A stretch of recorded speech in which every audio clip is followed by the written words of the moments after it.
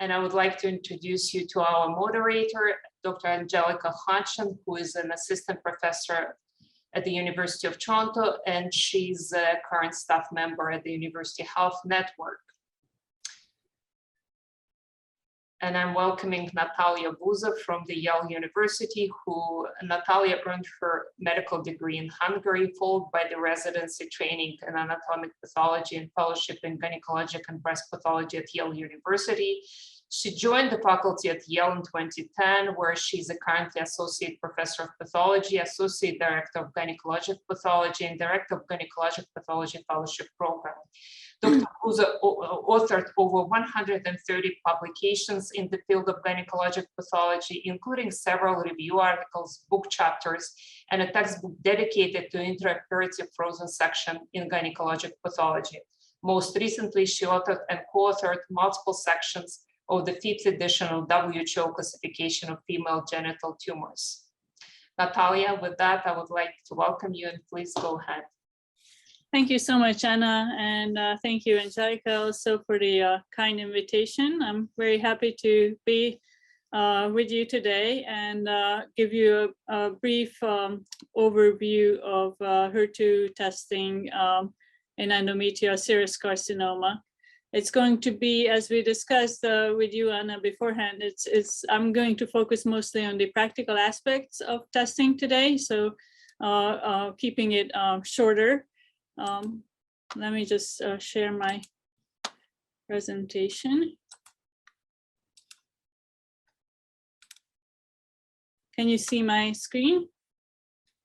Yes. All right, so I just want to start with a brief timeline to show the long history of targeted HER2 treatment in various tumors. Starting in 1998, trastuzumab was first approved by the FDA in the US for treatment of HER2 positive breast cancer. And then following that, with a long gap, about 12 years later, was approved for gastric cancer. In the meantime, other drugs, small molecular inhibitors, pertuzumab, and antibody drug conjugates were also approved for breast. And the list of new drugs entering the market for this particular application just keeps going. On the bottom of the timeline is the endometrial carcinoma specific developments. And you can see that there, at the same time, not that much happened. There was one clinical trial in 2010 that reported no significant benefit using single agent trastuzumab. And it was only in 2018 when a multi-institutional trial showed that when trastuzumab was added to the standard chemotherapy in advanced stage or recurrent endometrial serous carcinomas, there was a significant improvement in the progression-free and overall survival of these tumors. So following that publication in 2018, the National Comprehensive Cancer Network in the US endorsed adding trastuzumab for the treatment of HER2 positive advanced stage and recurrent endometrial serous carcinoma. And then most recently in 2021, the Society of Gynecologic Oncologists also recommended using trastuzumab. Oops. So these are the two papers describing the results of the trial, showing the significant improvement in progression-free survival. This is all of the tumors. This is the tumors that were advanced stage. So that was the setting where the trastuzumab seemed to be the most beneficial. A little less benefit in the recurrent setting. And then the same benefit was seen with overall survival. Best result again in the advanced stage group. Here is the updated NCCN guidelines showing the addition of trastuzumab in the treatment regimen. And so that brings us to the question of how to test HER2 in pathology. And just wanted to show you that, again, there is a long timeline of evolution of HER2 guidelines in other tumor types. Of course, in breast, there is now we are on the fourth version of guidelines, starting with just the FDA HER2 test package insert to 2007 to 2013, 2018. And then more recently, in gastric cancer, the first set of guidelines came out in 2016 from the ASCO and College of American Pathologists. And there is a new trial in colorectal cancer that showed that used yet another different set of guidelines or different set of algorithm for HER2 testing. So the reason, and I feel strongly about using tumor-specific HER2 testing evaluation criteria is because these tumor types are different with regards to the HER2 protein expression and gene amplification. Just looking at comparison between breast, gastric, and endometrial, you can see that most importantly, breast tumors have a very rare, the heterogeneity of protein expression and gene amplification is pretty rare in breast, very common in gastric and endometrial. And similarly, basolateral staining pattern is rare in breast, and if it's present, it's scored as a 2+, whereas it's common in gastric and endometrial tumors, and then it's scored as a 3+. So to go over these different features, first, I'm showing you examples of heterogeneity. In a study a few years ago, we found that it's present in about 1/3 of all tumors and more than 50% of the HER2 positive cases. And here are some examples showing you various areas with positive staining, and then right next to it, negative areas. Here again, positive glands and mixed with complete absence of protein expression. And just more examples, even within the same gland, even though most of the gland is composed of neoplastic cells, the staining is not uniform.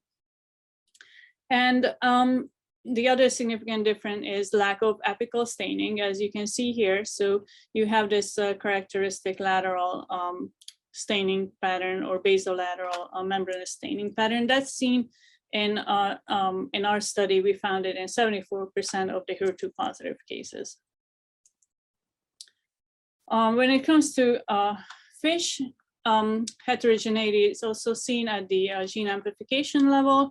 In most cases, it's seen as a cluster amplification, although the other pattern can also be identified, which these terms are borrowed from the breast literature. Mosaic amplification would be an amplification pattern when you see single cells with amplification or an amplified HER2 signal sitting in the background of mostly negative cells. Cluster amplification when you see a larger cluster of tumor cells amplified within the tumor. And we also found in one of our studies that the protein expression strongly correlated at the cellular level. So if we focused on the area that was that had a high expression by IHC, that also had the gene amplification, the same area had the gene amplification by FISH. So these are just examples showing, again, negative, positive, same by FISH, non-amplified and amplified cluster. So based on the experience from the clinical trial enrollment criteria, which at the time, I didn't get into details, but basically at the time when the clinical trial opened for patient enrollment, it was in 2011. And at that time, the 2007 breast criteria were in use. So for that reason, we started off with, and those were the only known HER2 evaluation criteria at that time. There was no other tumor specific, gastric cancer at the time didn't have their own set of criteria. So we picked the 30% cutoff for the 3+ staining, but we tweaked it based on our experience to also allow for basolateral, lateral membrane staining pattern, and not only the complete membranous staining.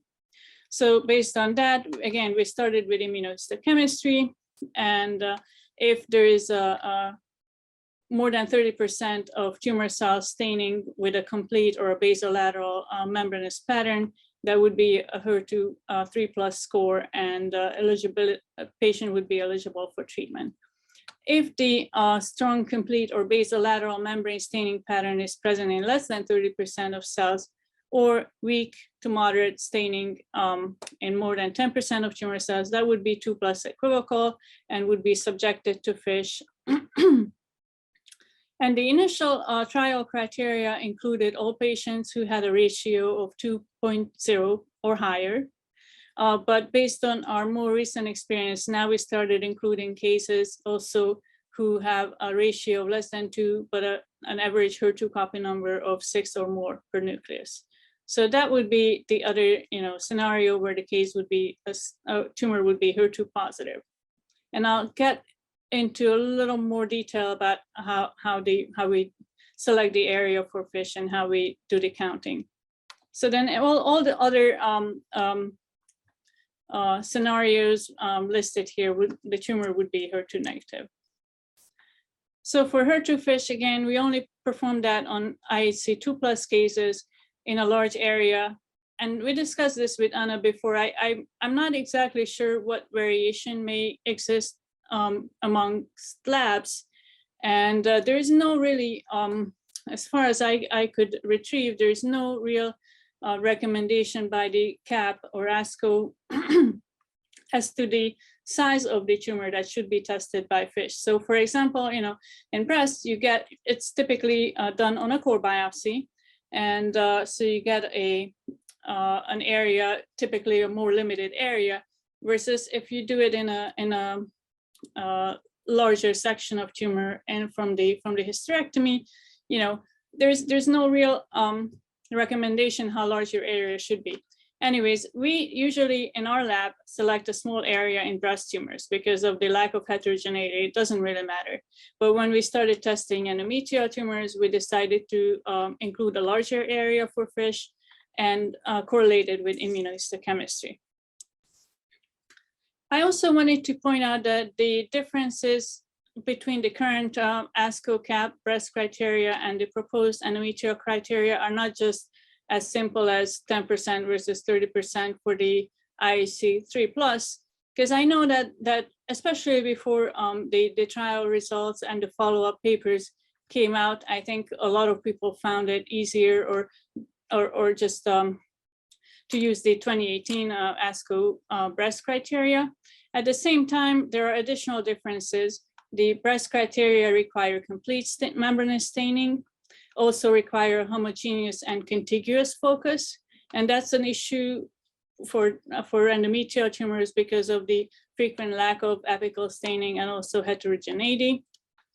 Also, breast HER2 testing may start with IHC or FISH because they're both equally predictive of therapeutic response. But in endometrium, at least based on the trial results, so far we know that patients with protein expression do respond. We don't know whether patients who don't have protein expression, only FISH amplification, whether they would respond to therapy. And lastly, the FISH in breast, the recommendation is to count a second tumor cell population in cases with heterogeneity and report it separately. That's not what we do in our lab for endometrial tumors. We perform only the FISH on the area with the strongest IHC expression, and that's the only focus that's reported. And then I just have a few examples of various staining scores. This would be a pretty obvious 3+ score with more than 30% of tumor cell staining. Again, the basolateral lateral pattern would also be included. This case would be 2+ because of relatively smaller foci of strong staining, so less than 30% of tumor cells. This is another example of 2+, and it's not because of the smaller percentage, but because the membrane staining intensity is only weak to moderate. Also, you may have within a score of 2+, you may have some cells that have a stronger staining, strong staining, others more and falling into the weak to moderate intensity. And 1+ currently has no significance whether you just how you distinguish between 0 and 1+. But again, our criteria for the trial were 1+ if there is faint incomplete staining in any proportion, or weak complete and less than 10%. And score 0 would be if there's no staining at all. We did a recent inter-observer study to evaluate the reproducibility of the scoring, and we did reasonably well, similar to what's being reported in the past for gastric and breast cancer. Question about biopsy versus hysterectomy. The concordance rate between the two different specimens in our experience was 84%. The false negative rate would be about 15% if only the biopsy or curetting was tested, and over 25% if only the hysterectomy was tested. So in other words, in most of our cases that we looked at, the tumor was positive in the biopsy, was negative in the hysterectomy. We also had, I think, 1 or 2 cases when the direction was reversed. The biopsy was negative, and then the hysterectomy became positive. And here is just one example of a case where the biopsy was positive and hysterectomy was negative. Additional points I wanted to discuss is question whether we should test other tumor types or only serous carcinoma. Based on the clinical trial and the current recommendations by the NCCN and SGO, it's only serous carcinoma, but there is increasing evidence that actually the HER2 positivity is more linked to the aberrant P53 a genotype rather than the specific histologic subtypes. And we also know that we are not that good at our inter-observer agreement when it comes to high-grade endometrial carcinomas.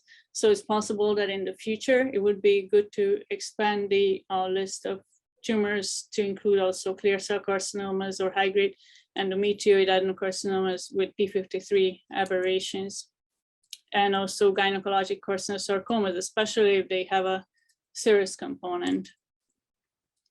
For specimen handling, essentially, I think the current breast cancer recommendations should be considered. They are the only ones that exist. So even the gastric guidelines use the same specimen handling recommendations.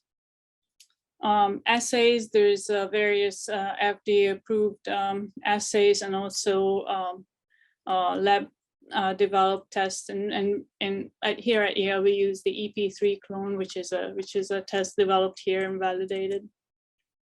I know this also has come up, the question about validation, controls, and proficiency. And since we don't have specific guidelines for endometrium officially yet, I went and, I just looked at what the gastric guidelines say. And interestingly, even for gastric, it's kind of a little vague, because in the guidelines, the CAP says that you could use breast as a positive control, although actual gastric specimens would be preferred. Also, gastric cancer cell lines can be used as positive control.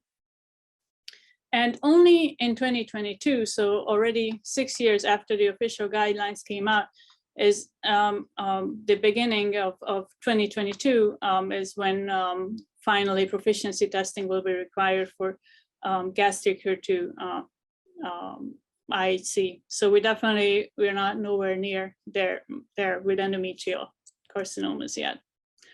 So currently we test all of our endometrial serous carcinomas and carcinosarcomas. We start with IHC on the biopsy or curetting, following the algorithm that I showed you. And if that's negative, then we repeat the IHC on the hysterectomy. And if a metastasis is present at the time of hysterectomy or any time later, the patient recurs or presents with a metastasis, we repeat the IHC. And then depending on the IHC result, we follow the algorithm. We use on-slide controls, which are breast cancer cell lines. we don't have specific validation or performance testing for endometrial carcinoma. So the only one we have, only one I know of in-house is for breast cancer. And we started the routine monitoring of cold ischemia and fixation time on both endometrial biopsy, creatinine, and hysterectomy specimens since 2020, which is kind of a low yield, compared to breast, because how many hysterectomies and biopsies and creatinines you go through until you hit an endometrial serous carcinoma, compared to a much higher proportion of malignancy in the breast core biopsies. Nonetheless, this is what we do. And I'm sorry if I ran over a little bit. Thank you so much for that, Natalia. Really, really wonderful. There is a question in the chat from Dr. Sharon Nofek-Moses, which kind of brings to light the thing of when we're dealing with biomarkers.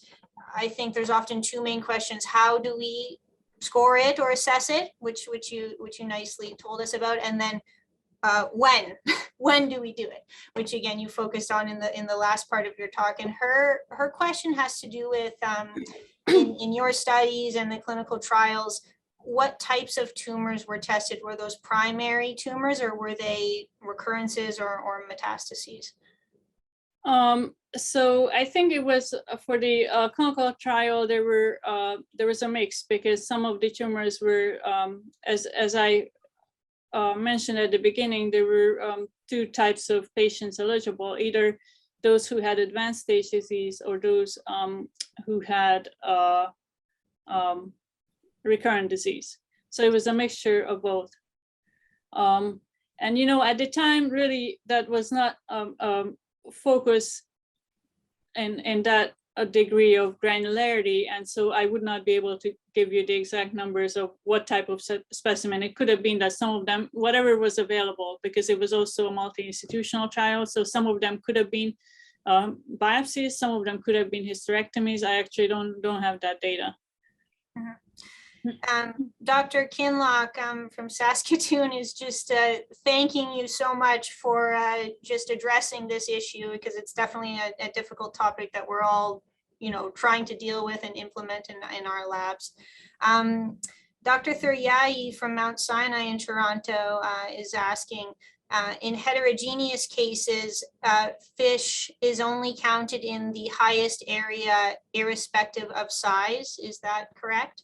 Right, as long as you can count the required 20 tumor cells, at least 20 tumor cells in a contiguous fashion. We wouldn't count it, like cherry picking, like if you have this mosaic pattern where there's an amplified tumor cell here and then, farther away, kind of like the way, I guess, again, I don't do the FISH myself. I did a few counts. I did counting for our studies, but I don't do it routinely. But I imagine, it's similar, like, let's say when you do a mitosis count, right? You don't jump around, like you find the area and then you start counting the 20 tumor cells in the area where you think that there is an amplified cluster. And that also reminds me of another point I wanted to address, is that I think, at least we're fortunate in our lab that the FISH evaluation is done by surgical pathologists. We have a number of people. My colleague Pei Hui is the director of Gyn Pathology, and he's also director of the molecular lab.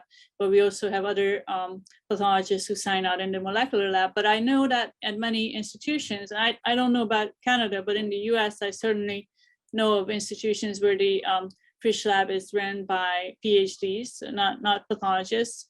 And that, I think, adds another layer of complication, how you really translate what you see in the IHC or what you know about the tumor type to the, and especially, when it comes to different criteria for different tumor types, I can certainly see that increases the degree of difficulty for those doing the FISH assessment. Dr. Kinlock is following up. how can they count the right area of IHC staining? Well, so we circle it, you know, I mean, if I have a case of a IHC2+, I circle the area. I mean, again, pathologists would be able to see the area, but I think it's important that I also circle what I think is probably the best area to focus on. And I send it to the molecular lab. And so that's what the technicians will focus on. Usually it's, you know, the counting is done by a technician first, and then they discuss it, show it with the to the pathologist doing the final count. And again, they're just focusing on the area that that was highest expression on the IHC. That's wonderful, Natalia. Thank you so much for this presentation. And I think it will be just the beginning of our learning curve. Yeah, there's still a lot of work to be done, but it's exciting. And yeah, I'm very open to any feedback or ideas if you have. You will have a lot. So we'll start doing that, and you'll be our main consultant. So with that, I think we will move to cases, and we'll start from our community, and we'll ask Natalia to contribute as well. So our first case is coming from Dr. Michelle Weird from London. Michelle, can you unmute yourself and please go ahead. Great, thanks, Anna. Can everyone hear me okay? I can turn up my volume if I'm a little bit too low. Are you good? You're great. Thank you. So welcome everyone. For those of you that don't know me, I'm an old anatomical pathologist. I've been practicing in London for over 20 years. And I'm a GYN pathologist, but of course my first love is cytopathology. So I'm hoping not to bore you today. I'm actually going to show you a placenta. And this is a 31-year-old lady who had a placental abruption at 39 weeks. And this was a really interesting consult case sent to me from one of our pathologists in Grand River in Kitchener. And there was a 1.1 centimeter nodule identified. I'm just going to walk us down into that nodule, and there it is. You can see it's quite vascular. There's areas of necrosis. And we realize there's actually villi in here as well. I'm going to go up a little bit higher power so you can appreciate what's going on in the cells. As we start to look around, I think we can see there's really knock your socks off atypia in here. There's syncytial trophoblast, there's cytotrophoblast, and there's what we would call vascular lakes. Although it looks vascular, these are not endothelialized, so some beautiful vascular lakes in here. And so this is a really gorgeous example of an intraplacental choreocarcinoma at term. This is extremely rare. Most women are asymptomatic and so can be clinically missed, but a few may present with metastases. There have really been less than about 150 reported in the literature on these. They are biparental and they do not arise from a mole in this particular instance. Often looks like a single lesion, so an infarct or an intraplacental hematoma.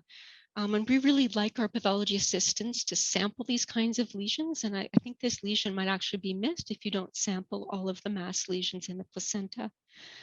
Few of these do metastasize, but really excellent prognosis with multi-agent chemotherapy.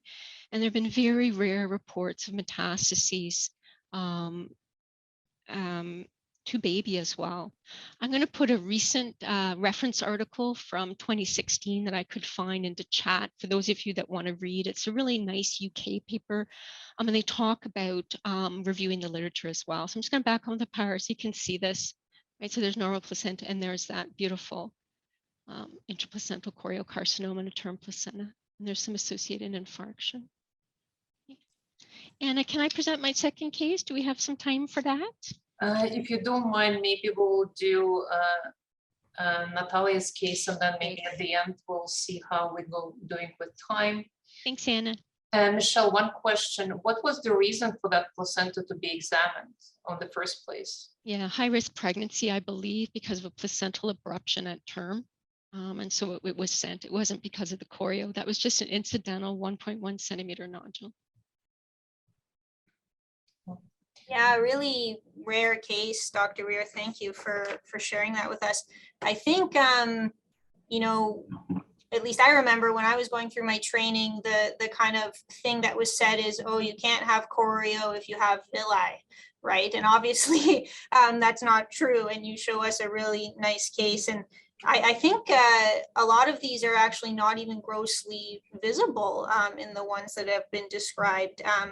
I know Dr. Buza has some interest in trophoblastic diseases. Dr. Buza, have you ever seen one of these? Yeah, you know, it's so interesting. Actually, I decided to start with a different case because of it's a beautiful case indeed, beautiful example. In our experience, what we've seen most, because I actually don't do placental pathology, so the POCs that I see are up to 12 weeks. Or I think that's where we draw the line, 12 weeks or 14 weeks. The rest of them go to PD pathology. So I have not really seen an intraplacental choreo that I could recall. The ones that I've seen, and this is, you know, intraplacental choreo, I think has been an accepted term and sort of like an exception to the old dogma that you mentioned about the presence of villi with choreocarcinoma. That has been accepted for a longer time, but I think the other up and coming lesion that challenges that dogma is more of an incipient or emerging choreocarcinoma in association with complete molar gestation. So when you have molar villi and, you know, there's a certain degree of atypical trophoblastic proliferation that's typically seen with a complete mole, but sometimes it gets over to the other end of the spectrum and it really becomes exuberant. And when is the point when you really want to call that an emerging choreocarcinoma as opposed to just the atypical proliferation associated with the molar villi? And that I think is another very interesting area and more and more accepted to be an entity that should be also diagnosed as a choreocarcinoma. So I think it's definitely real, and that dogma has been challenged. Definitely. There's a comment from Dr. Kihanian from Ottawa, just a tip that she's giving everyone, that she says there's a subset of intraplacental choriocarcinomas that are reported to be associated with Li-Fraumeni syndrome, actually. So she's just making the comment that it might be worth a genetic consultation in this case. I actually didn't know that. So that's really, really interesting. Thank you for sharing that with us. I think we will move to the next case, and Dr. Buza is actually going to show us a case. Yeah, so to continue with the trophoblastic topic, then, you know, I will show this case that just came through last week, because I told Anna that I picked cases from the last 2 weeks when I was on service to make sure that they're not really exotic, and yet they're pretty interesting. So this is a 37-year-old woman who first presented with an H cell on a pap smear and had a cone biopsy about a month ago. And at the time of the cone biopsy, she had an ECC and an endometrial curettage that showed these several fragments of trophoblast proliferation, ranging between about 2 to 4 millimeter in size. Here's another one. And while they kind of look like your placental site nodule that is not that uncommon, yet they're a little more cellular, and there is perhaps a little more nuclear atypia than what you would expect in a placental site nodule. Also, you know, you don't have the expected zonation and the central hyalinization. So it kind of looks a little too much for a regular placental site nodule. Also, I think if we go on higher power, there were a couple of mitotic figures.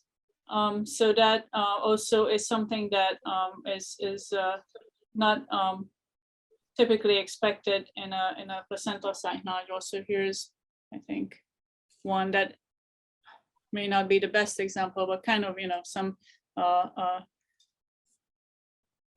chromatin pattern suggesting a mitotic figure.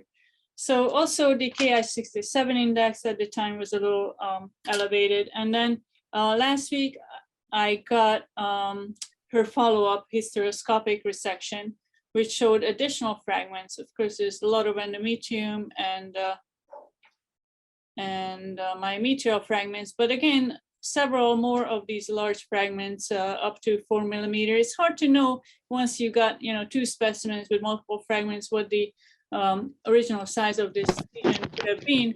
But this is an example that that we would call an atypical placental site nodule. And in young patients, such as this patient, she was 37, she wants to keep fertility. We recommend imaging studies to make sure she doesn't have a large mass lesion.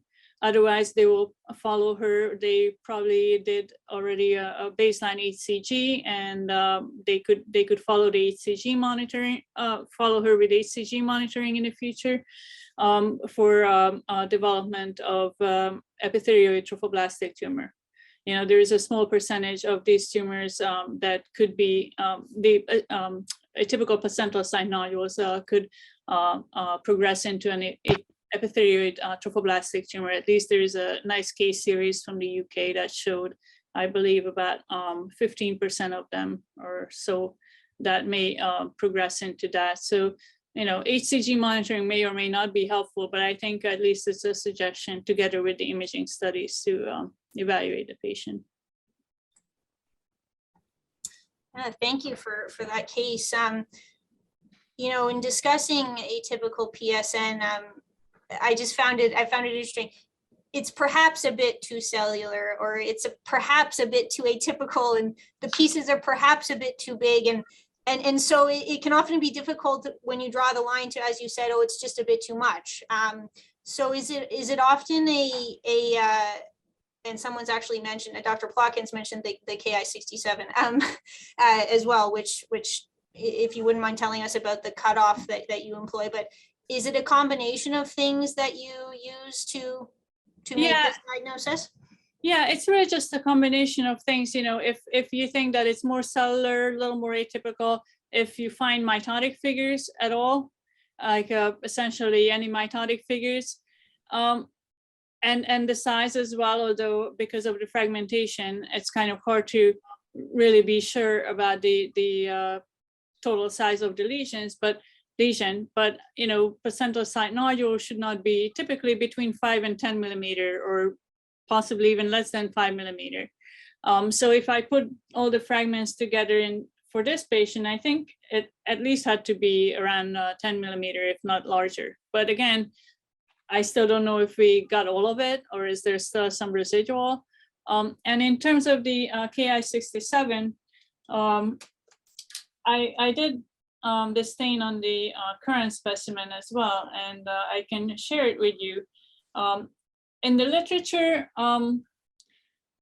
PSN, the regular PSN Ki-67 index is reported as less than 8%. And in ETT, it's typically more than 10%. But that doesn't give you much of there's still a 2% range. Plus, I find that counting Ki-67 is really difficult in these lesions, because even on the screen that I'm showing you now, you can see that there are a bunch of small nuclei that I think at least some of these are lymphocytes, most likely. So it becomes really difficult to make sure as you count that you're only counting the trophoblastic cells and don't count any stromal or lymphocytic cells in between. So, and especially when you talk about such a small range and low numbers. But yeah, I mean, I think if you do the count and you find that it's more than 10%, then you should be more worried again, or more than 8% if you use the data from the literature. But I think more importantly, especially if the patient is not going to have a hysterectomy, then you want to make sure that you alert the clinicians to do appropriate imaging and other workup to make sure she doesn't have ETT. Yeah, definitely. I think we will move to the next case. Thank you for that, Dr. Buza. And the next case is going to be presented by Dr. Kinlock. Thanks so much. And thank you. Like, of course, I had one of these in the last couple of weeks. So even just feeling like that you're not alone, because I was feeling a little bit lonely with that case, that it is nice to have sort of these communities so that you can run these things past each other, or even, yeah, feel like that you have your family here that is able to commiserate with you when you have those difficult cases. So what I'm going to present is also a case that was partly presented in our CAP MMR talk, and I presented very deliberately because I think it's going to be important to have this discussion as we talk about other clinical trials that are coming up through CCTG. So this was, and you guys know that I'm very upfront with any mistakes that I make. So I present them here to you to show things that go wrong in everyday practice for me. So this came in from an outside lab for consultation, and they were curious about what I would histotype it as. And I think I was being kind of like maybe a little bit lazy, and I did the MMR and it was MMR deficient. And I'm like, it doesn't really matter. I mean, like, you just call it MMR deficient, and like it's some type of weird endometrioid thing. And you've got some different nuclear features here that you could say are some bizarre nuclei, or there's some clear cell change, but all of this fits with MMR deficiency. And it was an isolated MSH6 loss. So now, what I didn't notice was that they had already reported out an MMR, and they reported theirs out as intact. And so it was the genetic counselor that said, and it was in the same province, so it was a genetic counselor that said, you have two MMRs, one that says intact, one that says isolated MSH6 deficiency. And so we brought them both together to review them. And what I'm showing here is just the outside MSH6 stain reported as intact with these really strong internal control lymphocytes in here. And you do have intact staining of the tumor, but you have some areas that are clearly not staining, but it doesn't look like it's a biologic change of any sort of artifact, biologic fixation artifact. But you definitely, the tumor is weaker than the internal control. So then I'll show you my stain here. This is, and we use a different clone. And as most of you know, I work with Amina Torlakovic, and she, like, we nearly went off. She was going to take this, and she's like, our clone isn't sensitive enough. We have to switch to this other clone. We have to, and like, we almost went down this wrong path, because I was like, I have made a mistake. I called this deficient. I shouldn't have called it deficient. I should have just called it abnormal. It is a weaker than, the tumor is staining weaker than the internal control. And so after thinking a little bit, critically thinking about what the biology is, I sent it for poly testing, and it had a pathogenic poly. So what I think that the important thing to recognize, as we clearly evolve on our MMR picture, as we clearly evolve into the molecular classification of endometrial cancer, is the polymutated status, what it has as an effect on both MMR and P53 staining, and how we should need to get that right, and MMR deficiency tumors and their effect on P53 IHC staining. And why I say this is because as CCTG is going to be opening up their TAPER trial, which is going to require molecular classification of endometrial carcinomas from routine pathologist testing of P53 and MMR IHC, we are going to require accurate classification from pathologist involvement so that we enroll these patients into the right pathology arm of the trial. So I bring that to the attention of the group, and I am presenting this. I'm in BC this week. I'm presenting at the BC Pathology Day tomorrow, and we're doing the first type of, I don't know what it would be called, promotional tour of pathology for a clinical trial. So thank you so much to the group here for letting me present today, and we hope that we're going to have many more discussions on this as we go through. Thanks. Thanks so much for sharing that, Mary. here in Ontario, poly testing in endometrial cancers is now being funded. And so I think all the labs are trying to figure out how to do this. And one of the questions is kind of the same question that we asked Natalia is, when do we do it? Do we do it all the time? Is there a specific scenario that we should do it? And so what's your experience in Saskatoon about when you're doing this? So we have ours clinically validated. It's not funded, but that's okay. We don't really ask much. We just do it. And then if we go into, what are they going to do? Shut us down, Anjelica? Like they're going to close down the public lab because we're in a deficit. So yeah, so the times when I do end up ordering poly has been where I think it's greater than stage 1. I have a high grade tumor and it's not P53 mutated and it's not MMR deficient. And you're like, what is it then? So I've only reflexed a few times for that. And clearly this time where it just didn't really fit. As you'll start to see with the clinical trial, they're reserving it to the early stage cancer patients. So it's not going to change really if you have a advanced stage that just happens to have a poly. I think they're still going to get the standard therapy. And even with me doing the poly testing, is really not the gynae oncologists at this point aren't changing management based on it. It does help though with the pathologist for characterizing why something looks strange, and it does help, I guess, additional information to provide to the patients from the clinician side. Yeah, thanks for that. I mean, within our group, at least from the pathologist perspective, I find that we often initiate it, when the tumor looks weird, when it's ambiguous, and then so there's the morphological perspective and then the IHC perspective when the MMR is weird or the P53 is weird.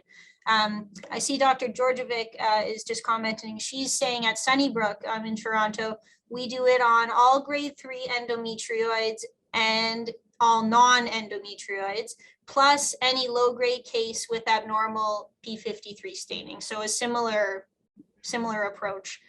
I mean, it's all critical thinking. Like all of us are using the biology that we understand, and then I'm sure that will crystallize into an algorithm-based approach at some point. Yeah, definitely. Okay, thanks again, Dr. Kinloch. We're going to move back to Dr. Buza.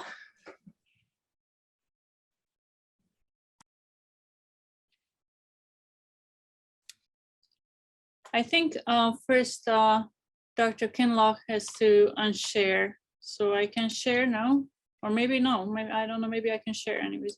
Okay, here we go. All right, so why don't we stay with the uterus, and I'll show you another one of my cases just from last week. I recently had a number of funny looking uterine mesenchymal tumors, so I kind of now have a higher level of suspicion whenever these weird things come through, and I think I use stains a little more liberally. So this was just a routine hysterectomy for uterine prolapse in a 76-year-old woman, and had this single myometrial nodule. I think it was about 2.5 centimeters. And it's quite a bit cellular, more cellular than I would expect for a typical spindle cell leiomyoma. Also has some interesting vasculature. So I wanted to take a closer look. And it really looks epithelioid. So I think it's probably one of the most epithelioid smooth muscle tumors I've seen. Often we label them and they kind of look, nuclei look a little more rounded, but not, not to the degree that you would actually mistaken it for any epithelial tumor. But I think the epithelioid nature of these cells was really striking. So I just wanted to share this because recently I've come across couple of cases like this, and really just the high index of suspicion helped me to discover a few picomas lately. So now it's really always on my radar, you know, anything that looks a little epithelioid. So I ordered the immuno panel that included Desmin, HMB45, and also CD10. And this one just turned out to be an epithelioid leiomyoma. Desmin was nicely diffusely positive. So here's Desmin. HMB45 was negative, and CD10 was also negative. Yeah, just some non-specific staining here and there. I didn't make much of that. And then, of course, being an epithelioid smooth muscle tumor, I did a very thorough mitotic count, but it only had less than 1. Essentially, I didn't find any mitotic figures. There were no other features, so I just called it an epithelioid leiomyoma. But I wanted to show you the reason why I'm becoming so alerted these days is because this other case, that this was a few months ago, back at the end of August, also just came as, well, I forgot how old is she? I think she's in her, and probably middle age, around her 50s. And this was another myometrial nodule that kind of had this unique little epithelioid look to it. Now in retrospect, and now that I know what it is, actually, now I see the cytoplasmic clearing a little more. At the time, I was not so impressed, and yet I thought, well, you know, just to make sure, I'm going to do the stains and do the smooth muscle and melanocytic markers. And this case was also diffusely Desmin positive. And HMB45 was really not that striking, wasn't that impressive. It was quite focal. This is the area that had the most staining, really. So even here, it's not that much. That was the most I could get. And I was a little reluctant, yet I did sign it out as a picoma. And with our current WHO criteria, essentially there's no such thing as benign picoma according to the WHO. So I had to label it as an uncertain malignant potential, or at least has some potential for recurrence. And because of that, I believe the oncologists wanted to send out the tumor for sequencing, and so they did.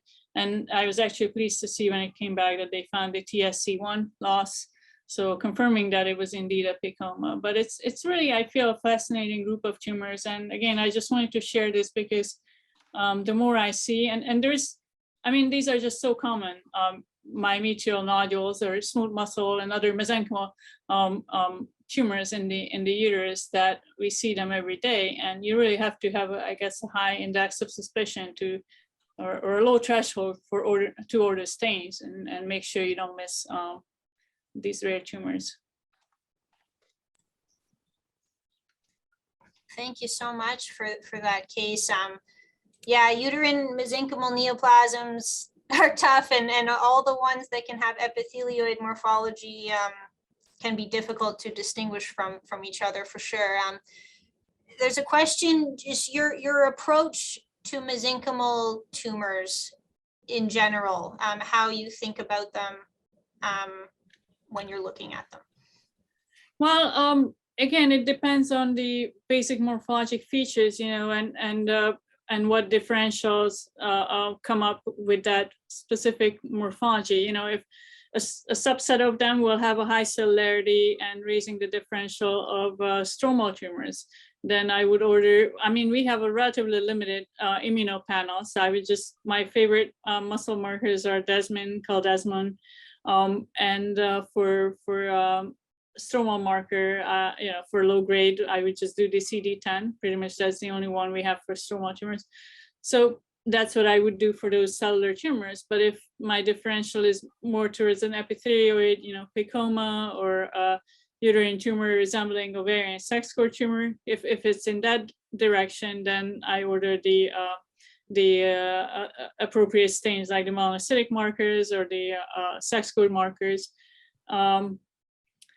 And yeah, the FH stain, I see somebody is, actually I have a case for that too, also from last week. So when it's my turn again, I'll share another one, because I think that's another entity, the FH-deficient leiomyomas, that is just becoming, coming on people's radar. And once you learn to recognize those features, you really cannot unsee them. They're just quite characteristic, I wonder, why didn't we see this before all those very good publications came out. Now it's like really something that we always look out for and order the stain, and yeah, that's certainly on the radar.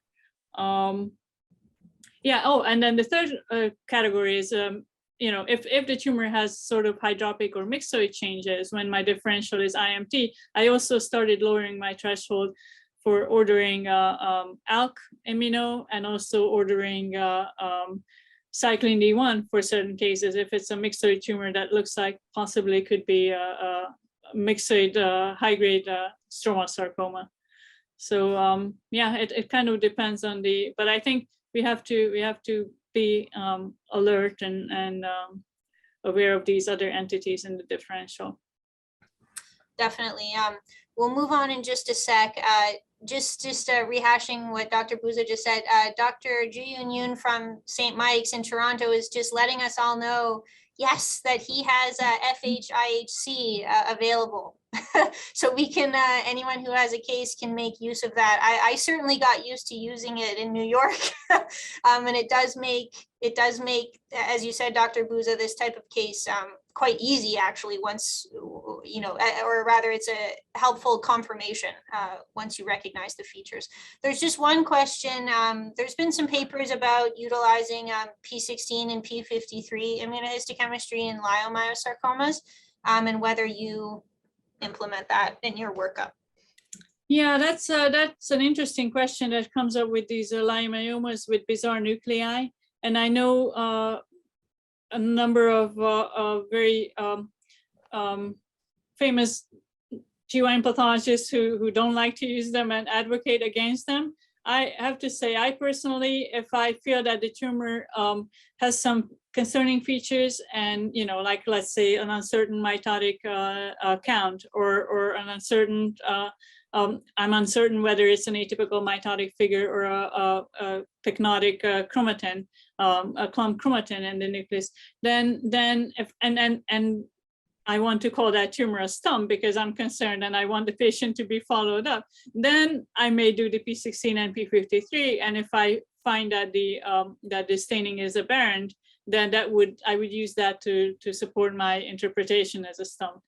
But if it's otherwise, if I'm not concerned and I don't see any other features that would qualify for a stump, then I won't do it. So it's not something I would do routinely.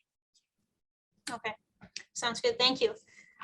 We're going to move on to the next case, and that's from Dr. Parnian Mogadam from Lake Ridge.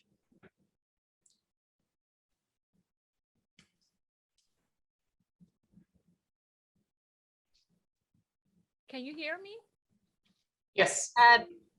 Yes, we can, but it wasn't too loud. Is it better now? Yes. Okay. Hello, everybody. My name is Parnian Mogadam. I'm a gynecologic pathologist at Lake Ridge Hospital.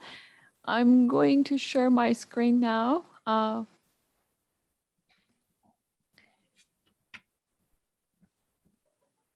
Sorry, can you see the screen? Yes. Yes. Okay, so I'm going to present a very short case. It's just like I found it very interesting, and it was my first time I had such a case. So this is a LEAP specimen coming from a 33-year-old female, and she had a high-grade squamous intraepithelial lesion on her pap smear. On her LEAP, there was about 1.7 centimeter mass in greatest dimension, and it was exophytic. It was quite a big mass for a LEAP specimen. So sorry for the poor quality of the picture. I tried to get a whole mount view of one of the whole cross sections. So you see this, like I was trying to show the exophytic nature of the mass, and it looks like there's a cap, and then underneath that you have more stuff. So this is the higher power of that like cap looking area or the exophytic area. It looks like a squamous proliferation. And then underneath, kind of juxtaposing to that squamous proliferation, there is this glandular proliferation. Another picture of that, it looks more busy or complex. It kind of looks that it's merging the glandular component with the squamous component. And this is the high power of that glandular proliferation. So it looks like there is definitely a stratification or pseudo-stratification. There is like increased mitotic activity, apoptotic bodies. So it looks like a usual type endocervical adenocarcinoma. And this is like a high power view of the invasive like looking areas. And this is high power of the squamous component. So as we see, it's not very atypical. I won't call it dysplastic. It's pretty banal looking. Another view of that, there's no atypia. There were some maybe basally located mitotic figures. So I was thinking about these two differentials. You know, this has like a squamous component and glandular component. So could I call it adenosquamous carcinoma?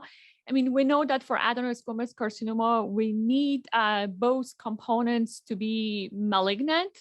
So I mean, I consider that, but it's not exactly fitting. And then the other thing I was thinking, could it be like an endometrioid adenocarcinoma with squamous differentiation?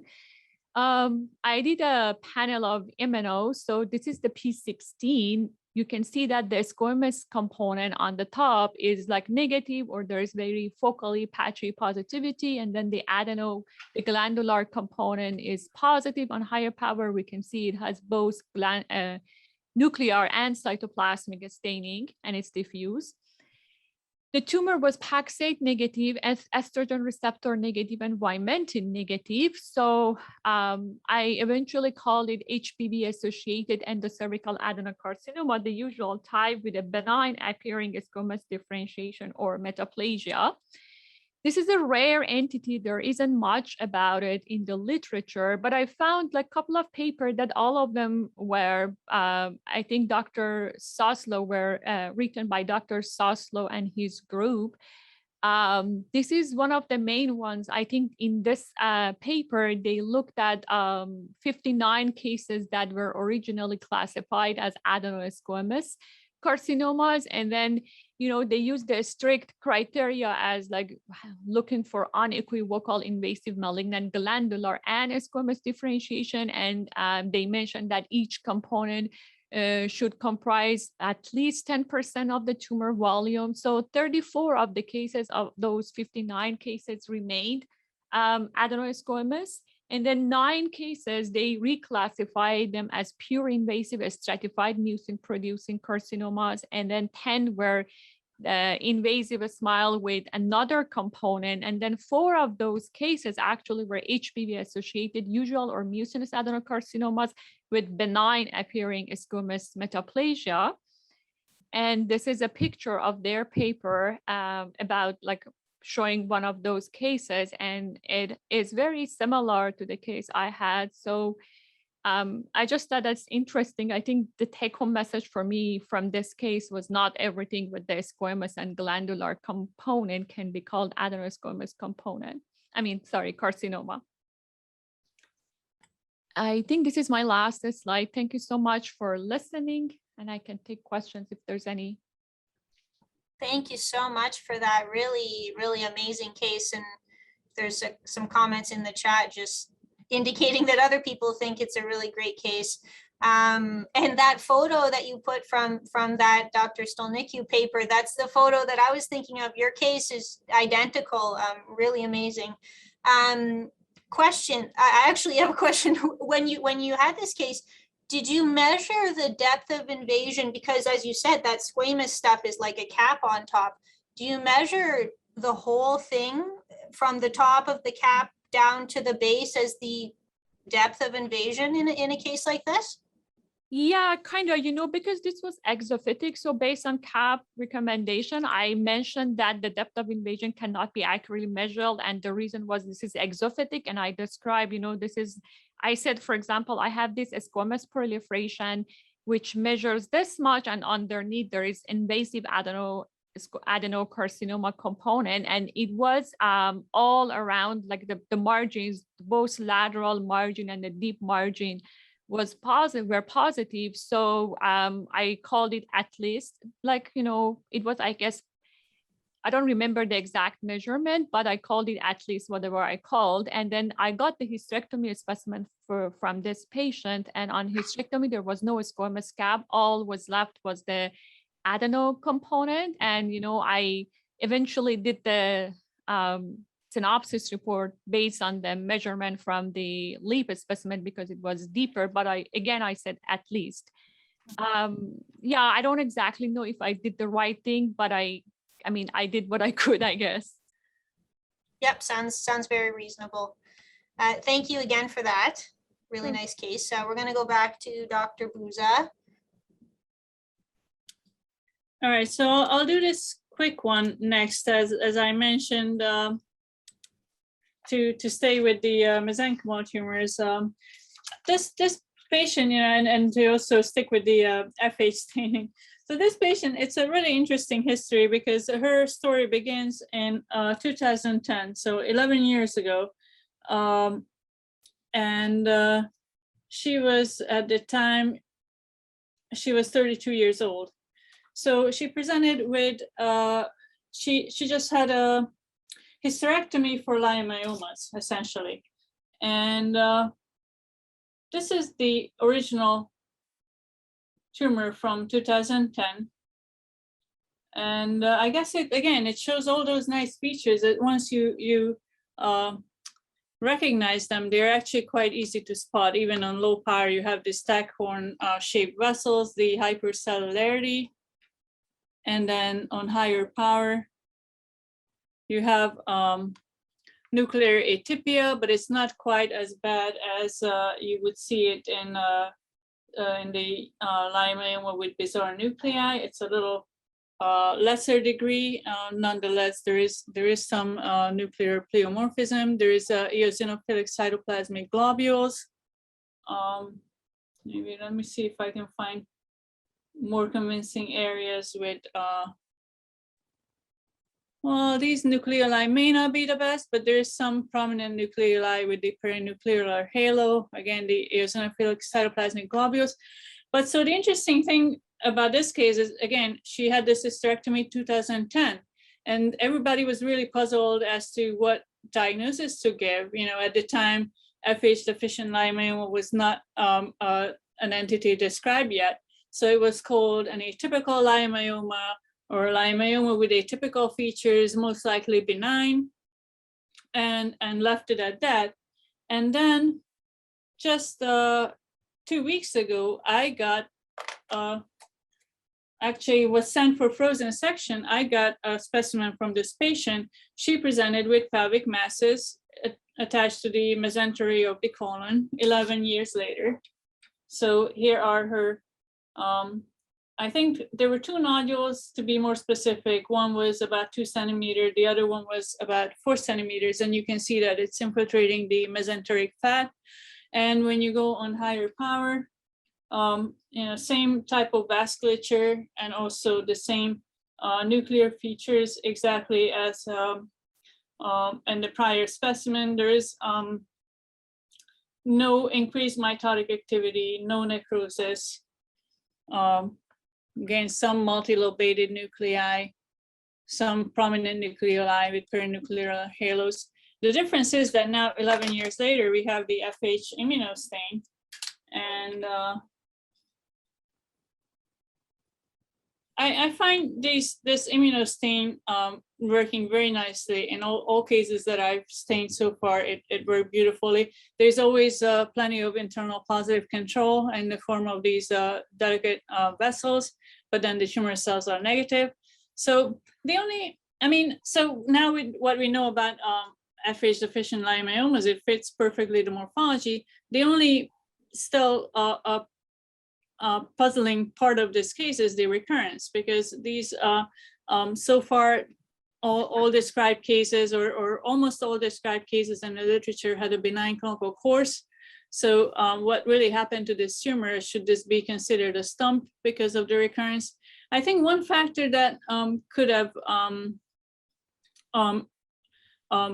made a difference in this particular case is that when I went back to check her original hysterectomy record, turned out that her uterus was fragmented at the time. So essentially, sometimes we see similar, recurrence even with a regular spindle cell benign leiomyoma. You may have residual pieces or recurrence from a morcellated hysterectomy. So whether it was due to that or whether this tumor is really more biologically aggressive than benign leiomyomas, that's hard to tell. But essentially, the conclusion was that from a clinical standpoint, it probably should be considered at this point a stump, and they should probably follow her more closely for additional recurrence. But I think it's a nice kind of longitudinal view of how the terminology and how our understanding evolved over the 11 years to this point when she recurred. And now we have a much more precise diagnosis, and she will be referred for genetic counseling to evaluate HLRCC. Meanwhile, she didn't have any kidney tumors, right, Natalia? So not that I know of. They're gonna do more imaging, and they're gonna discuss her family history in genetics. So I don't know that yet because again, it's a pretty recent case, and I think she hasn't seen the genetic counselor yet. And what was called atypical on the first one? Just because it was cellular? What was the features? Yeah, it was the nuclear features that made it. And also, I think even at that time, I remember in her notes, even at that time, there was some clinical concern as well. So they followed this nodule for a couple of years before they eventually took her to hysterectomy. It was slowly growing from like 4 to 6 to 10 centimeter. At the time of hysterectomy, in 2010, it was a 10-centimeter nodule. So it did grow slowly, and also, so that was already concerning. Plus, the cytologic features. It wasn't quite as, it didn't fit into the category of bizarre leiomyoma or leiomyoma with bizarre nuclei, which sometimes, there is that category of tumors when you have that really bizarre nuclear atypia, then you're not that worried because it fits nicely in that category, and unless you have other concerning features, right? But if you have this more subtle atypia, then that kind of makes you a little more worried. At least I think in my experience, if they're not quite that bizarre, but you have this diffuse atypia without really seeing the bizarre cells, I think that was the reason for concern. And how focal? Sorry, Natalia, how focal can be those features in those tumors? In the cases I've seen, they're actually quite diffuse. So it's not for the FH-deficient leiomyomas. It's usually throughout the tumor. It's not very focal. Dr. Buza, there's just one question in the chat for this case, circling back to the P16 and P53 IHC. Did you do that on these two cases, given what happened? No, I did not, but I would imagine that it would actually, no, you know what I did? The P53 I did because it was done originally. So I remember I repeated the P53 also back in 2010, it was wild type. I repeated it, it was still wild type. But I think it also makes sense that I don't think there's any anyone who specifically said they are mutually exclusive, but it kind of, I think, and I would have to go back to the literature. I know there were some nice studies that compared leiomyomas with bizarre nuclei, or the so-called atypical leiomyomas, even before the FH-deficient leiomyoma was a term, and found that a group of them had P53 mutations, and another group of them had FH mutations. And I don't think there were any cases that had both. I think they're pretty much, the molecular features could separate the two groups. The leiomyomas with bizarre nuclei would have the P53, and these tumors have the FH mutations, somatic or both somatic and germline in some cases. Okay, thank you. We're going to move to Dr. Olga Moshkin from Peterborough.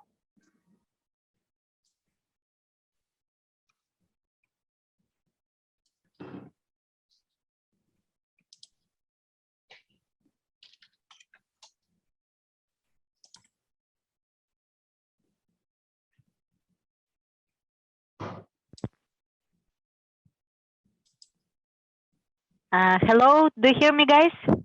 Yes. Yep. Okay, okay. Thank you. I got it. Okay, let me share the screen.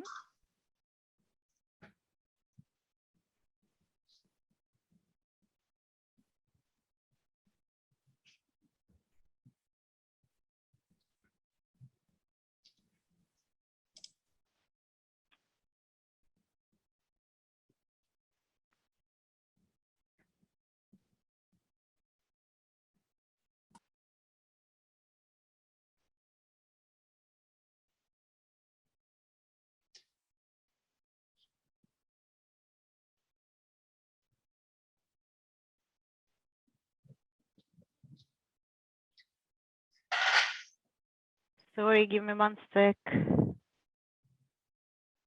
We're good.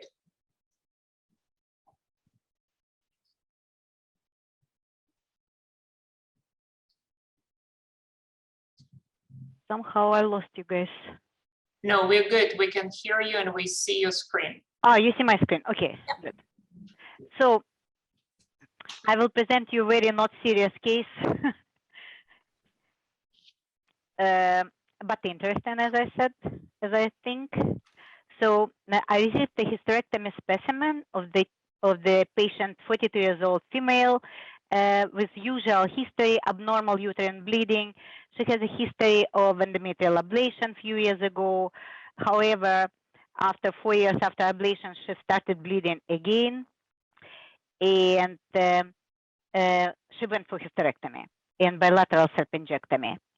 The gross specimen actually we received, we saw on ectocervix teeny tiny pinpoint foci, a whitish or yellowish. And when I received the specimen on histology, you can see the view. And I will show you a few pictures. I did a few sections of the uterine cervix, and I found wonderful, nice sebaceous glands underneath or even connected to ectocervical squamous epithelium. So I finished this case. I didn't find anything specific in the uterus. The patient actually suffered from pelvical pain and it was extensive adenomyosis. And in the cervix, I found lobular endocervical glandular hyperplasia, microglandular hyperplasia, and subepithelial ectopic sebaceous glands. So I saw them first time. I worked more than 20 years old, so and I did some reading. Ectopic sebaceous glands are extremely rare, and there are two theories of development. It could be like metaplastic changes of epithelium in response for irritation due to inflammation, multiple biopsies, prolapse, etc. Or the second theory, it was like abnormality related to congenital anomaly, misplaced ectodermal embryonic precursors. So whatever theory is right, so we know that clinically it's not very significant, it looks nice, easy to diagnose, and rare cases of sebaceous carcinoma was actually reported in the ectocervix, and it was suggested that they should be related to ectopic sebaceous glands. And thank you very much for your attention. Wow, that's definitely an interesting finding for sure. I can't say that I've ever seen that. Anna or Natalia, have you ever seen that? Yeah, wow, and so well developed. It could be a picture from the skin, basically. So that's really fascinating. I did see that there is some case reports, like you said, but otherwise this is an extremely rare phenomenon. I wonder if it is more common and we kind of blow past it, it kind of looks like almost kind of like prostatic type. I thought in some of the photos that you saw that same kind of metaplastic prostatic type change. But really fascinating. And like you said, very interesting that you can actually get, you know, malignancies from those, which I can't imagine having to deal with that. But thank you, Olga, Dr. Moshkin, for that really, really interesting case. Thank you very much for your attention, guys. I think we will move back to Dr. Buza. All right, so and then I will stay with the lower genital tract. And another case that I wanted to show you is kind of another typical example of the dilemma very often that we see in routine specimens. And this is also a rapidly evolving field, I feel, vulvar squamous lesions and precursor lesions especially. So this one came last week, but it was already a second round of biopsies. So I'll go back in time a little bit. 9 months ago, in February of this year, this patient is 84 years old, and she had a history of colon cancer and vulvar lesions. So it's also quite common not to get a huge amount of history on these cases. They come from our gynecologists or gynecologists, and we get very little history. And this is already more probably than the average history for vulvar biopsies.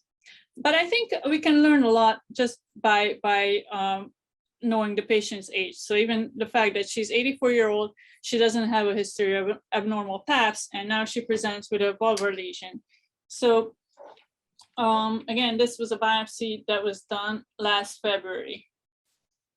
And it's a very hyperplastic epidermis, pretty much no attached stromal tissue. Let me just, I'm not in focus here. Very much thickened squamous epithelium, hyperkeratosis, somewhat verrucous appearance. If we try to go down and find a basal layer, not that much atypia. But this does have a funny eosinophilic cytoplasm. So I guess, you know, this is something that we could say there is a hint of altered maturation. And I don't think that this particular first biopsy was stained up with any immunostains. There was no sufficient atypia to make the pathologist worried about precursor lesion, I think, and it was shown to dermatopathology. So I also feel that the other reason why these cases are difficult, because there's so much overlap between derm and gyn pathology, and the terminology is quite different. So in any case, this was shown to derm pathology and was called a verrucous epidermal hyperplasia back then. So then this was in February. Then I don't think anything happened until November. Now the patient, this was done originally by an outside community gynecologist, and now the patient is seeing a gynecologic oncologist. So the gynecologic oncologist did another set of biopsies, which I received last week. Again, not much in terms of history, but at least the biopsies are a little bit deeper. So now I have the full thickness of epithelium plus some subepithelial tissue. And of course, you know, I'm thinking, yeah, it's very hyperkeratotic, very hyperplastic. There is a hint of, again, altered maturation, and maybe a little more concerning for basal nuclear atypia. So let me do the routine stains, which really started to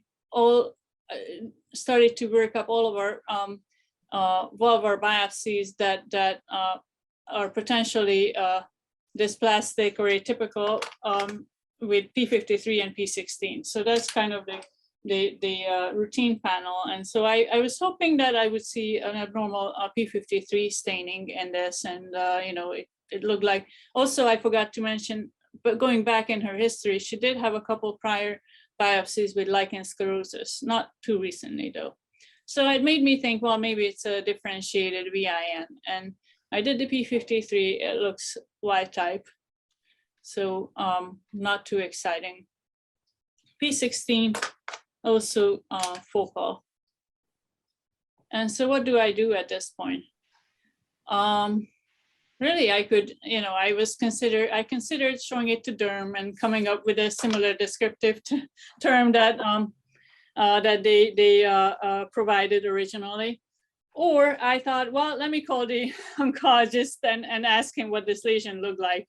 And I think, you know, this is really the lesson. And every time I see these cases, it kind of like, I have to remind myself, really, you know, it certainly wasn't the first thing that came to my mind, but eventually I got the right idea. You know, I have to call and find out. I was trying to see it in the chart, I couldn't. So I talked to the gynecologist, and he tells me that, well, yeah, it's a huge lesion. It's like some 5-6 centimeter lesion, one of them. The other one he biopsied was more than 3 centimeters. She actually had 2 lesions, and very concerning, very worrisome looking lesions.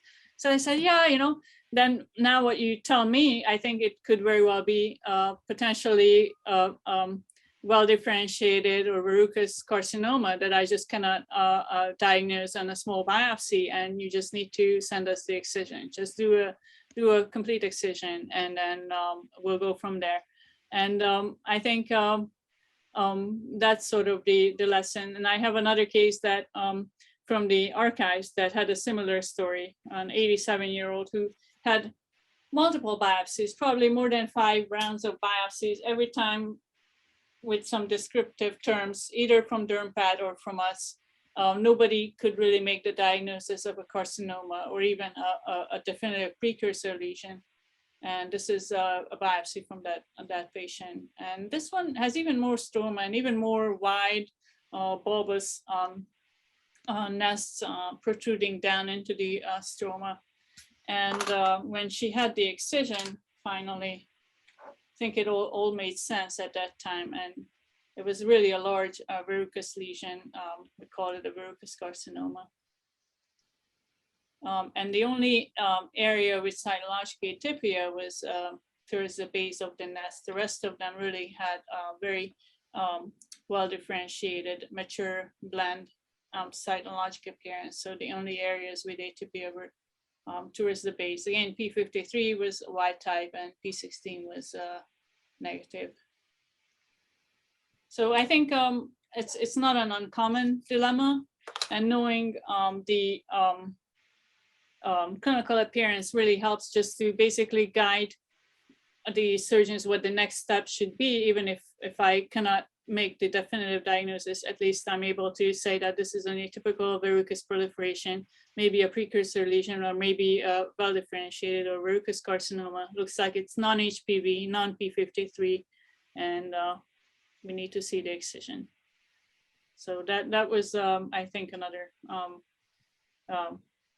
interesting case from recent practice. You have quite the diverse practice.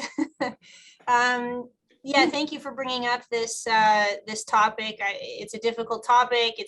There's a lot of information coming out about this. I think, you know, one of the tips that you gave is that your group seems to be doing P16 and P53 on all biopsies, and I think that's a good practice, and certainly what I've noticed that most people are doing to help with these. So I think we will move to the next. So we'll go with Dr. Thuriai.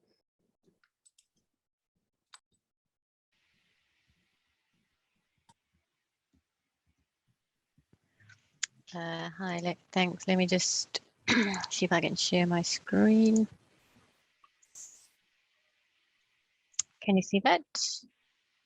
Yep. Okay. So hi, everyone. So this patient was a 63-year-old female who'd had a previous resection for low-grade serous carcinoma about 18 years before. And she then had an abdominal wall mass, which was biopsied 2 years before the specimen that I got. And there was some kind of sort of immunohistochemical overlap in the biopsy, and the differential was given of either low-grade serous carcinoma or mesothelioma, but low-grade serous carcinoma was favored.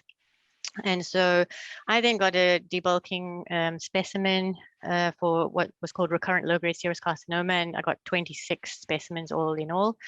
And so you can just see, I'm not going to show you all 26, don't worry, but this was just an example. So this was the low anterior resection, and you can see we've got a large sort of massive tumor that's kind of involving the wall from externally. And that's just looking on higher power, and it sort of has a papillary kind of architecture, and that's on higher power. You can see the cells look kind of quite epithelioid, not too pleomorphic, and that's even on a higher power, sort of round to oval nuclei. And this was just another area where there was kind of more like nests and almost single cells growing. And that's again these epithelioid cells with sort of scant to moderate amount of cytoplasm and not, you know, maybe mild to moderately atypical nuclei. This was just another section on which I did some of the IHC. So just giving you an overview, and this sort of looks similar to the one that I just showed you. So again, these epithelioid cells, some small nucleoli and moderate amount of cytoplasm. So looking at the IHC, to be honest, morphologically, I thought it was looking more like mesothelioma rather than low-grade serous carcinoma. And I think you can see here that the mesothelial markers, the calretinin, the D240 was positive, as well as the CK5-6 and the WT1. But if you notice here, there is this area in which the CK5 and 6 is negative. And looking at some other markers, BuryP4, PAX8, and PR were negative, but that area that was CK5-6 negative was actually positive for ER. And this was just another piece of the tissue, which one of the specimens I thought looked slightly morphologically different to the rest of it. You know, there was this area similar to what we've seen before, and then this seemed a bit more hyperchromatic. So again, that's just looking on a higher power at these cells, similar to what we've seen before. And then in this area, there were some psammoma bodies, and the cells morphologically looked slightly different, just looking on higher power. And obviously, psammoma bodies don't necessarily mean it has to be serous carcinoma. They can occur with other things. So I did kind of wonder, could this be a component of low-grade serous carcinoma, and that most of it was the mesothelioma. So I did IHC on this as well. And again, you can actually see that both of those areas, although they look morphologically different, they were both staining with calretinin D240 and WT1. But again, that area was negative for CK5 and 6. And that's just looking on a higher power, showing that CK5-6 is negative. And again, that area was positive for ER. So I think in this case, it's kind of just highlighting that the markers are not always 100%, and that, you know, if you got, say, just a biopsy specimen of one of the areas or the other, you know, the IHC profile might throw you off a bit. And just to clinch the diagnosis of mesothelioma, BAP1 and Claudin-4 were both negative, like there was no staining. So I did send this case as a sort of consult to the institution where the biopsy had been done, just for review and comparison to the biopsy. And they also agreed that this diagnosis on this current case was malignant epithelial tumor favor, malignant mesothelioma epithelioid type. So I just thought I'd use this case to just highlight the fact that there can be some overlap in the immunohistochemical markers, and things that we sometimes just think would be more specific for carcinoma are not always the case. So you can see here that 7% of all of mesotheliomas can show staining for BuryP4, and I actually saw a case recently. I didn't manage to find the slide to photograph, and there was focal staining for BuryP4 and MOC31 in that case. And you can see here ER, PAX8, and PR, they can all show staining in some cases of mesothelioma. So yeah, the figures that they give is between 2 to 15% for MOC31 and 13 to 26% of BuryP4 can be positive in epithelioid, particularly mesotheliomas. And in terms of the BAP1 half of mesotheliomas have loss of nuclear expression as opposed to well-differentiated papillary mesothelial tumors or reactive proliferations or serous carcinomas. And Claudin-4 is highly specific and sensitive marker for assisting in distinguishing mesothelioma versus metastatic carcinoma. And that was what came back in the report as well from the institution, was that Claudin-4 was not available in the lab at the time of the biopsy 2 years before, and that this was one marker that helped to sort of clinch the diagnosis in this case. So just be careful with IHC markers. That was my message. Thanks, Sakina. What a tricky scenario when you have a history of low-grade serous, before this. I can only imagine how difficult that would be. So thanks for sharing this case with us.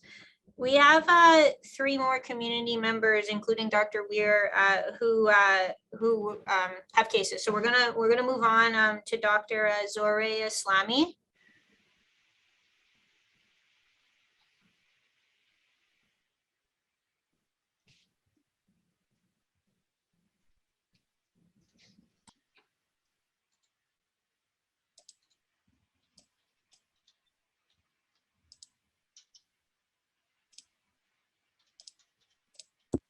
Hi. Hi, do you hear me? Yep. And do you see my presentation? Yes. Okay, I'm a pathologist at SHN, and there was too many interesting cases. Today I'm going to present a pitfall in the gynecology, especially when it comes to the biopsy specimen. My case was 50 years old. She just had elected the subtotal abdominal hysterectomy because of the fibroid. What we saw in the growth, we saw 2 fibroids, one intramural, the other subserosal, plus there was a submucosal polyp. As you can see, this is the picture from which is look like all normal polyp, which we see, and even the histologic features look like conventional endometrial polyp. I submitted the whole endometrium and plus the polyp, and as you can see, when you look at the stroma, there is something which makes you notice, which is stromal cells. They are atypia in the stromal cells. I saw some area of giant cells, but the only things which I didn't find was mitosis. I did some immuno. As you can see, actin was patchy positive in the atypical stromal cells. Desmin was positive, CD10 was positive, and CD34 was negative. EMA was negative, Vimentin was positive, and ERPR, both of them was positive, and pancytocreatinine was negative. My diagnosis was endometrial polyp, the normal endometrial polyp with atypical stromal cells. And then in my microscopic description, I put it, which there is no evidence of preglandular stroma puffing. There is no evidence of stroma overgrowth or necrosis. And the proliferation index was less than 1% in this case. For the origin of the atypical stromal cells, it is controversial. There are lots of hypotheses coming. Some hypotheses is they say that it's come from fibroblasts and their differentiation potential into both endometrial stroma and smooth muscle cells. And also it is thought to be coming from primitive cellular population originated from the multipotent mesenchymal cells. And also, there is another hypothesis which atypical stromal cells inside the endometrial polyps develop due to degenerative or reactive phenomenon, like in the typical or bizarre leiomyoma. In order to explain this, the pathogenesis of the cells, several hypotheses have been proposed. One of them is the mast cells may play a role in the formation of the multinucleated stromal cells because these cells are essential for development of inflammations, fibrosis, and angiogenesis. And when they did electron microscopy finding, and also in IHC, sometimes S100 you will see occasionally will be positive. That's why there is another hypothesis, which is this is originated from peripheral nerve sheaths. There was an old report in 2002 from Tawassuli and her colleagues, which they looked at 15 cases, and 13 of them was in the polyp, and they were stressing the importance of recognition of this entity because of avoiding over-treatment, especially when it comes in your biopsy specimen. These cells are staining for vimentin, estrogen, progesterone receptor, and androgen receptor. CD10 for them and muscle markers was less frequently positive. In our case was positive, and it was suggested the origin of these endometrial stroma cells is multipotential stroma stem cells that can differentiate it either through endometrial stroma or smooth muscles. And also they say that maybe it will be simply be a degenerative or reactive phenomenon. When it comes to the differential diagnosis of atypical stromal cells in female genital tract, depends on the side you will see. There are lots of differential diagnosis. It makes us to be a little bit cautious when we are looking at, even in the cervix microinvasion cells from squamous cell carcinoma, you may see it like that, or even a blue nevus. But we should always put in our mind this is maybe the very normal atypical stromal cells. Then what you should look at to go to this diagnostic, first of all, atypical cells have this characteristic. They are nuclear enlargement and hyperchromasia. And it can be the nuclear enlargement, it is from minimal to marked. Chromatin is uniform with a smudge appearance, and multinucleated form you can see, but you shouldn't see any mitosis. You shouldn't see prominent nucleoli. And distribution, sometimes they are focal, sometimes they are multifocal. For mine was multifocal. Diffuse distribution may happen, but it is very rarely. And staining, vimentin, ER, PR, androgen, and CD10 will be positive. Occasionally, smooth muscle markers will be positive, and sometimes S100 can be positive too. But cytokeratin, myogenin, EMA, and CD34 for sure will be negative. Treatment, although there are follow-up and studies are limited for this type of the lesion, but it shows that behavior of this lesion are indolent, and they didn't see any recurrence or progression to malignancy, even in the cases which they had curettage or just polypectomy. In my case, which patient has subtotal hysterectomy, for sure, there should be a favor prognostic, but because of the limited follow-up, they recommended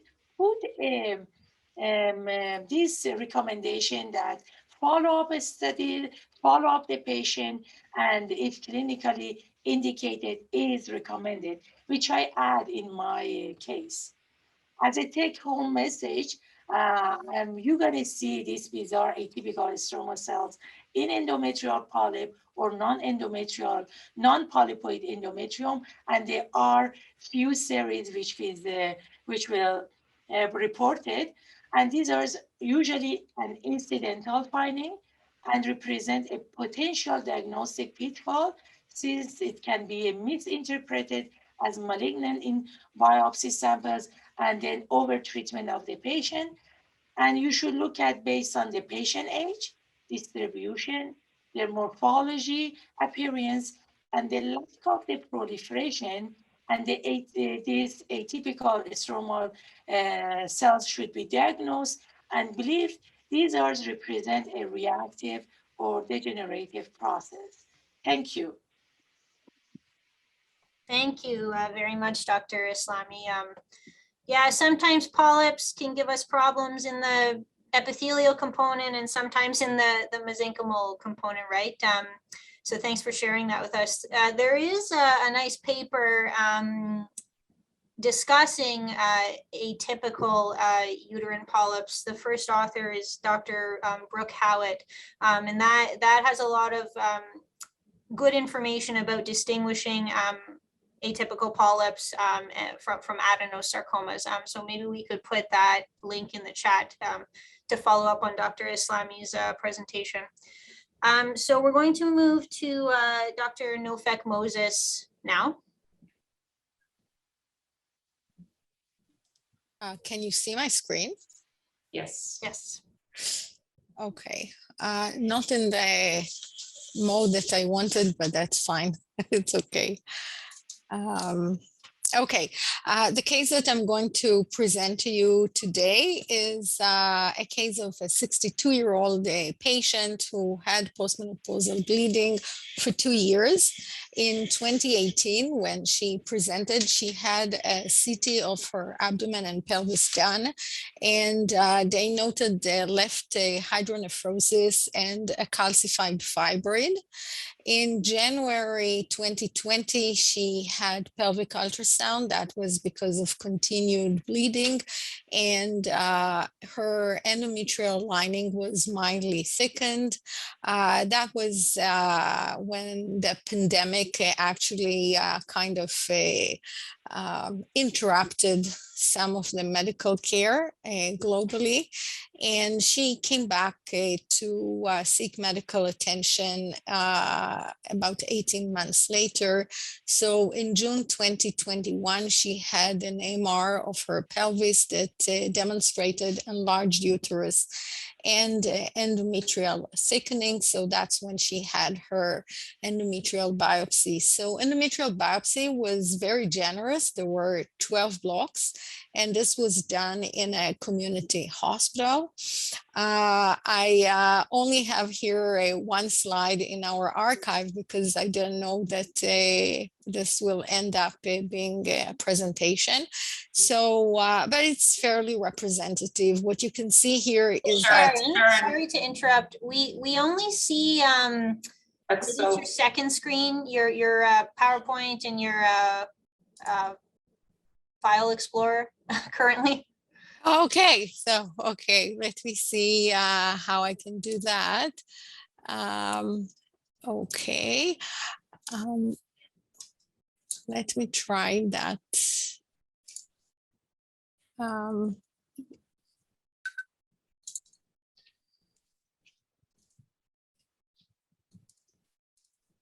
Is it better now? It's coming. Yeah. Yes. Okay, good. So as I said, we had 12 blocks. The tissue was fragmented, and on low power, you could see extensive necrosis. The tumor looks really bluish or purple and solid from the low power, but on higher power, you can see that some areas corresponded to somewhat reminiscent or remaining glandular openings here. So a little bit of an adenocarcinoma gland forming a process that we can see here. And in other areas, the growth was solid, with the areas that were more cohesive and some areas that were really non-cohesive. Oh, now I need to understand how to advance. Sorry, doesn't with advance. with error. Yeah. Okay, sure.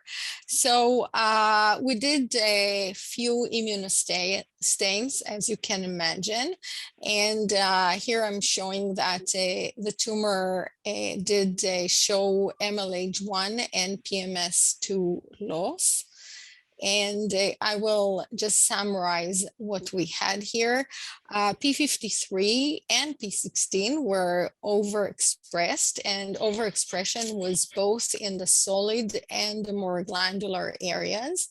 ER was positive in 10 to 20% of the cells, and PR was positive in only 5% of the cells, but the intensity was strong. Vimentin, PAX8, and low molecular weight keratin were diffusely positive, and WT1 was negative. We also sent the material for MLH1 promoter methylation, and this was confirmed. We also just recently started to do polymutation analysis. So I actually tested polymutation on the excisional material, and we just got the report on Friday, and there was no pathogenic mutation identified. So at the time of the endometrial biopsy, I reported it as high-grade endometrial adenocarcinoma and described the extensive necrosis, focal glandular growth. And I did mention that in some fragments, the tumor cells are less cohesive with mild myxoid background, but definitive sarcomatous component is not seen. And my main differential diagnosis was high-grade endometrioid serous type, but also carcinosarcoma or dedifferentiated carcinoma were on the table. I did favor endometrioid high grade based on the immunophenotype, that ER and PR expression, as well as the MLH1 PMS2 loss. And but really reported it as high-grade endometrial adenocarcinoma. So shortly after, she had a hysterectomy with bilateral salpingo-oophorectomy, omentectomy, and sentinel lymph node biopsy. That showed quite a large tumor. It was 7.5 centimeters with myometrial invasion that was quite deep, 2 millimeters from the serosa. There was cervical stromal involvement, and the margins were 4 millimeters apart. There was lymphovascular invasion. The sentinel nodes were negative, and so was the omentum.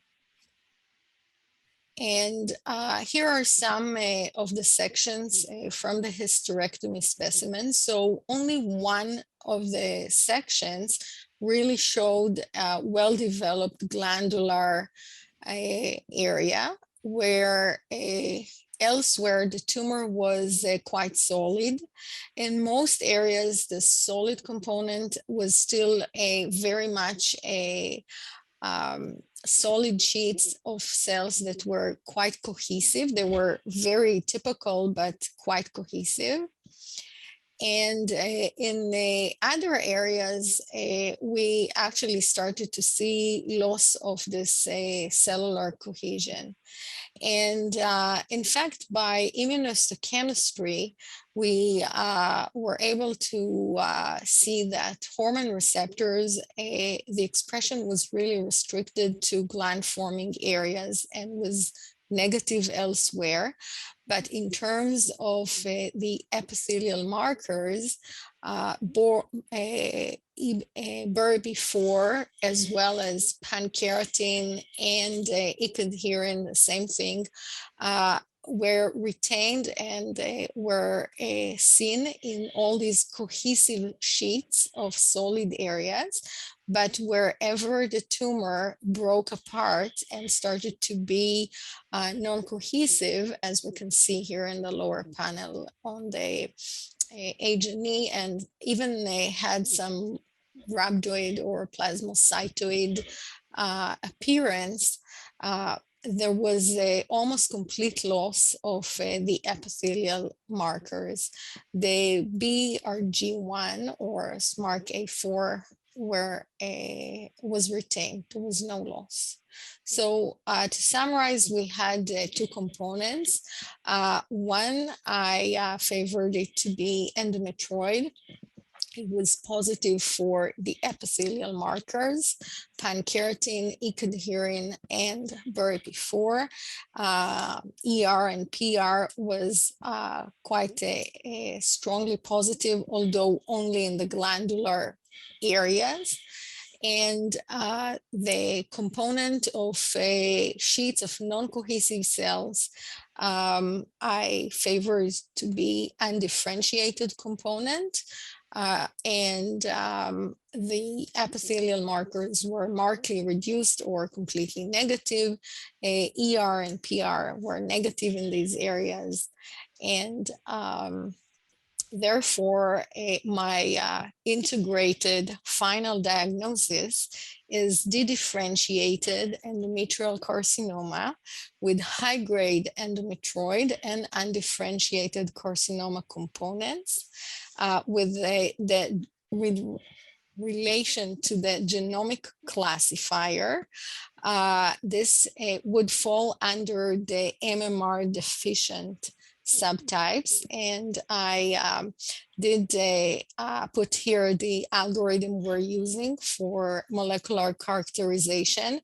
So remember that this is a hierarchical and starting with the polymutation. So ours was not polymutated.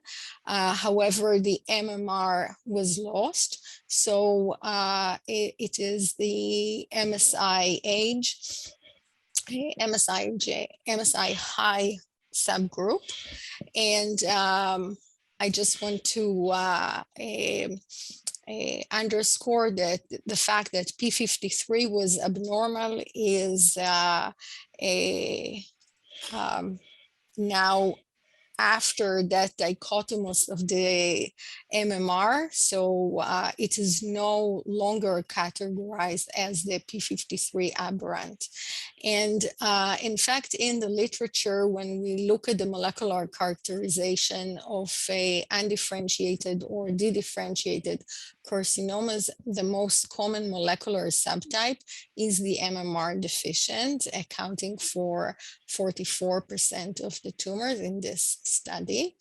And what it adds up clinically is that this patient may be considered now for immunotherapy. I looked up the clinical nodes, and the patient is currently planned for what we call in Ontario sandwich style adjuvant treatment. So she will get 3 cycles of carbotaxol followed by radiation therapy and continue with chemotherapy. There was no mentioning of immunotherapy yet. I just want to underscore that undifferentiated and dedifferentiated carcinomas are considered highly aggressive subtype of endometrial carcinoma, and basically the undifferentiated component lacks all patterns of differentiation, so you should not see mucinous differentiation, glandular formation, or squamous differentiation. And this is why they also tend to lose their epithelial markers. Normally, and not normally, usually, and according to the WHO, most dedifferentiated carcinomas are composed of FIGO grade 1 or 2 endometrioid adenocarcinoma, and they are adjacent to undifferentiated carcinomas. However, I wanted to bring to your attention this combination of high-grade component and undifferentiated endometrial carcinoma. So this study that was done and championed by my colleagues and led by Natalia Buza, who was our fellow, looked at 18 cases of dedifferentiated carcinoma from our archive, and she found that 11 of them had high-grade component as their accompanied component for their the differentiated carcinoma. 8 of them were FIGO grade 3 endometrioid, 2 had ambiguous features, and 1 was serous. And among the high grade, most of them had a P53 wild type phenotype, and about half of them were MMR deficient, and BRG1 was lost in about a third of the cases. And in fact, I want to just jump here to say that when we are testing for polymutation, we actually are using the OncoMine test, which is looking at 170 genes. So I also know that in this particular case, P10 had a deletion and P53 was mutated, and this is confirming our observation by IHC. And there was no evidence of a ARID 1B or 1A or SMARC B1 or SMARC A4 mutations. So after this deep diving into a little bit of molecular, I want to go back to some take-home message. So I think the most important thing is that subtyping of endometrial biopsies may not be necessary or possible at the time of endometrial biopsy. We really need to just call it high-grade endometrial carcinoma. So confirmation of endometrial carcinoma and grading is sufficient to determine the next steps in terms of treatment. Dedifferentiated carcinoma may include high-grade components and not only as the classic description of low-grade.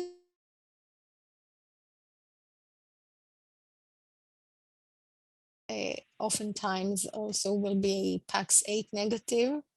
In this particular case, as in general, ER and PR expression, MMR deficiency, and P10 deficiency support endometrioid grade 3 in the setting of high-grade endometrial tumors, even if P53 is abnormal. It is time to mention that the molecular classification is funded and is available in Ontario and is up and running in Sunnybrook. And its main clinical impact outside of clinical trials really remains to be determined. We're not sure yet how it will influence the decision-making of our clinicians. That's it. Thank you, Dr. Nofek Moses. What beautiful photos, especially the undiff part, and really nice plasmacytoid, rhabdoid morphology. And thank you for pointing out the paper from Sunnybrook that Dr. Buza was the lead author on. I saw Dr. Buza on here. I don't know if she's still on, but yeah, she's saying thanks for sharing, great example. So yeah, really wonderful. So we're out of time and over time. Dr. Weir has indicated she's going to present her second case next time, so we can look forward to that. Anna, do you have anything to add, or? Yeah, I would like to thank everybody for joining us. And of course, Natalia, thank you so much for giving us didactic and for presenting all your wonderful cases. I especially liked your squamous case. We just discussed it at the Gynecological Pathology rounds, literally 5 minutes before I came to rounds. And it's really challenging area. So I hope we help some of our participants to decide and to go with their own cases. And thank you, Anjelica, for this nice moderation. I will just ask everybody, you see evaluation in the chat, you will also receive it through the email. Please, if you want to see those rounds coming more, you have to put evaluation. Thank you so much again, and see you at the next community of interest. Bye-bye now. Thank you so much. Bye-bye. Thanks, Natalia. Thanks a Thank lot. you.